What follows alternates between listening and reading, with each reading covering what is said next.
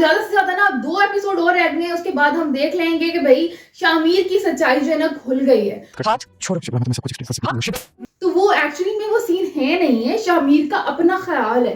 जो तू कहे तो इश्क मुर्शिद मेरा। अस्सलाम वालेकुम जनाब, आज हम डिस्कस करने वाले हैं ड्रामा सीरियल इश्क मुर्शिद मेरा।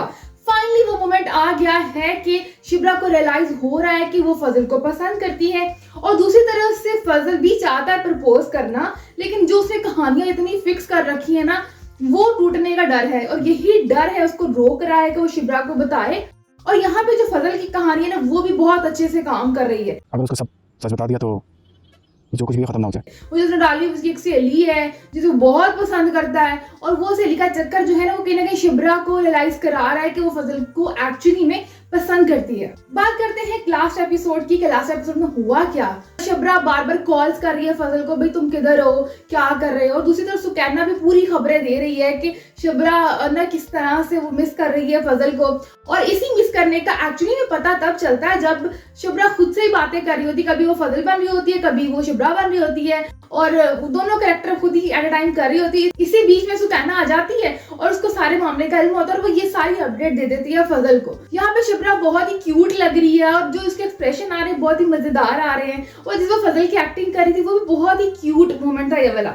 अगर हम आगे चले फजल की बात करें, फजल यानी कि शामिर, तो शामिर साहब को भी पता चल गया हुआ है कि भाई मेरी तो यहाँ पे अब दाल पूरी तरह गल चुकी हुई है और इसी से फायदा उठाने के लिए वो आता है वापस अपने दोबारा उस कैरेक्टर में। इस ड्रामे में ना सबसे फनी और सबसे मजेदार चीज यही है कि जो मिनटों में कैरेक्टर चेंज होते हैं, यहाँ फजल होता है, यहाँ शामिर, यहाँ फिर से वापस आ जाता है शामिर, फजल शामिर।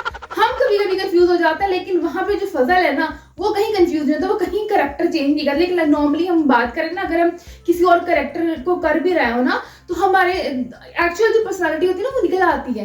लेकिन यहाँ पे जो फजल बनता है ना, वो इतना सही फजल बनता है ना, वो कहीं की भी चुकता नहीं है। मतलब बात करने का स्टाइल, हर चीज में मतलब वो बिल्कुल कैरेक्टर में घुस जाता है। ये बात एक क्वेश्चन मार्क तो है इसके कैरेक्टर पे, लेकिन फिर भी हमें पसंद आ रहा है और अवाम को भी पसंद आ रहा है, तो हम इसको अप्रिशिएट कर देते हैं। और लास्ट एपिसोड के जो दूसरा मजेदार सीन था, वो जब फजल आता है और जब शिब्रा दरवाजा खोलती है और वहां पे खड़ी हो जाती है, उसको बीवियों की तरह पूछती है भाई कि तुम कहाँ थे इतने दिन। तो ये वाला भी क्यूट मोमेंट था यहाँ पे जब पूछती है और बाहर से कुत्ते से डरना फजल का, तो वो भी एक मजेदार किस्म का एक सीन क्रिएट कर तो रहा था।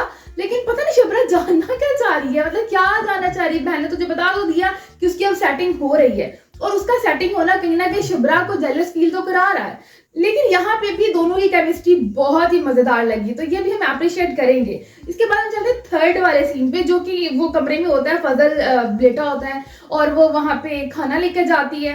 तो पहले तो भाई शिब्रा जो कि बिल्कुल केयर नहीं करती थी फजल की, जिसको सिरे से परवाह नहीं थी फजल की, तो वो उसके लिए खाना लेकर जाती गई। बड़ी बात, अभी खाना लेकर चली गई है और ऊपर से जाती है तो वो अपनी टूटी फूटी इंग्लिश में अपनी गर्लफ्रेंड से जो बात कर रहा होता है ना, वो एक्चुअली में फनी मोमेंट था। उस पर तो हमें हंसी आ गई। तो शिब्रा का तो आना बनता ही था जिसमें कहता है कि ग्रांट मी 30 सेकेंड, मतलब लाइक सीरियसली तुम अपने स्कूल में कोई लीव लिख रहे हो। लेकिन ये बहुत ही मजेदार किस्म की ना यहाँ भी जो इंग्लिश डाली गई ना फजल की, एक्चुअली में जैसे वो लड़का दिखाया गया लंदन का पढ़ा हुआ है, इतनी अच्छी अंग्रेजी उसको आती होगी, मतलब जो पला बड़ा वहां पे है, वो इस तरह से ड्रामा जो कर रहा है ना, ये कहीं ना कहीं इस कैरेक्टर पे क्वेश्चन मार्क तो है, लेकिन फिर भी हमें पसंद आ रहा है। मतलब उसकी जो एक्टिंग है, उसका जो कैरेक्टर है मजेदार लग रहा है, थोड़ी टॉक्सिक नहीं है, तो इसलिए हम इस कैरेक्टर को पसंद भी करते हैं और तारीफ भी करेंगे। और दूसरी शिब्रा की अम्मा तो पूरी तरह राजी है कि फजल से शादी हो जाए। अब्बा जो है ना वो नहीं चाहते, क्योंकि उन्होंने अपनी बेटी के लिए बड़े बड़े ख्वाब देख रखे हैं कि उनकी जो बेटी है सीएसपी ऑफिसर बनेगी, तो अब ऐसे वो चाहते हैं उसकी बेटी की शादी भी किसी अच्छे बड़े ऑफिसर से हो। हालांकि वो बड़ी ईमानदारी की बातें करते हैं, तो यहाँ जो फजल इतना ईमानदार पोर्ट्रे कर रहा है, चाहे वो है नहीं है, लेकिन वो प्रॉपर दिखा रहा है कि इतनी ईमानदार है, इनके फैमिली की इतनी केयर करता है। अब्बा जैसे वो दिखाते हैं इतने असूल परस्त हैं और इतना वो पसंद करते हैं ईमानदारी को, तो एटलीस्ट यहाँ पे तो अब्बा जी को इस तरह से ना डबल स्टैंडर्ड नहीं रखने चाहिए थे।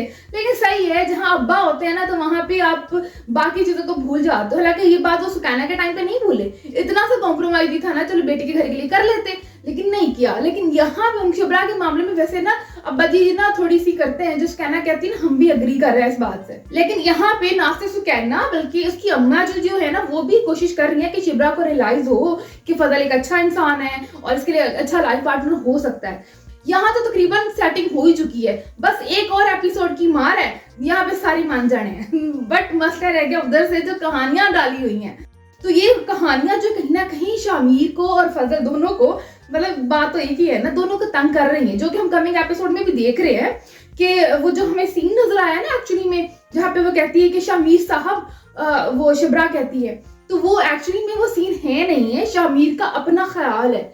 उसने वो सोचा कि मैं अगर प्रपोज करूंगा कि मैं तुम्हें पसंद करता हूँ तो ये वाली सच्चाई उसके सामने आएगी तो इस तरह से रिएक्ट करेगी, क्योंकि वो ना तो उसके अब्बा को पसंद करती है और ना ही वो ज्यादा ऐसे जो गलत पैसों से या बेईमानी से अमीर हो जाते हैं। और वैसे भी वो तो उसके अब्बा के बारे में बहुत ही बुरा भला भी सोचती है और उसको कह भी चुकी है कि भाई ऐसे लोग जो दूसरों का खून पैसे की कमाई से अपनी जिंदगी को संवारते हैं, बनाते हैं, ऐसे लोग उसको बिल्कुल पसंद नहीं है। और वैसे भी इसके अब्बा तो है ही बड़े कोई चवल है, मतलब जिस तरह उन्होंने लास्ट टाइम किया है कि वो एक बंदे को कत्ल करके चले गए और उनको रिग्रेट भी नहीं रहा, उल्टा उन्होंने शुभ्रा को यहाँ पे अरेस्ट करवा लिया था।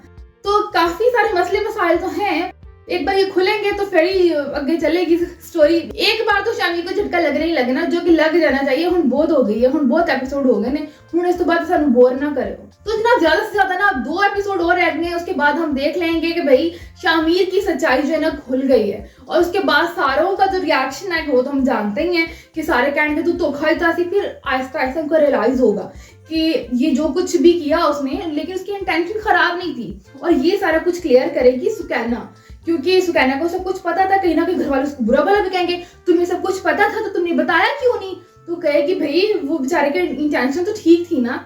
तो इनको भी आहिस्ता आहिस्ता, अम्मा भी जल्दी राजी हो जाए क्योंकि वो भी सॉफ्ट हार्ट है, क्योंकि वो भी दिल से सोचती है। लेकिन यहाँ पे बात आती है शबरा और उसके अब्बा की, जो कि दिल से सोचते हैं लेकिन दिमाग से भी उतना ही सोचते हैं। तो यहाँ पे उनको राजी करना मुश्किल होएगा और वही शामिर करेगा अपने एक्ट से, क्योंकि शामिर उस पॉलिटिकल पार्टी का चेयरमैन तो है ही है। वो फिर इलेक्शन लड़ेगा और वो इक़्तिदार में आएगा, वो बहुत अच्छे अच्छे स्टेप लेगा जिससे गरीब आवाम की सुनी जाएगी और कुछ ऐसी काम करेगा। तो इन सबको रियलाइज होगा कि इसमें इसकी अम्मा की झलक तो है, क्योंकि उसके अब्बा जो ऑलरेडी बहुत पसंद करते थे इसकी अम्मा को, और जब वो शामिर को भी उन्हीं के नक्शे कदम पे चलते हुए देखेंगे तो ऑटोमेटिकली उनका दिल मेल्ट हो जाएगा। सो ये होने वाली है स्टोरी। ये तो था फातिमा राना का रिव्यू, आपका क्या है आप लोग बता सकते हो कॉमेंट्स में, और अगर पसंद आए तो लाइक भी कर लीजिएगा।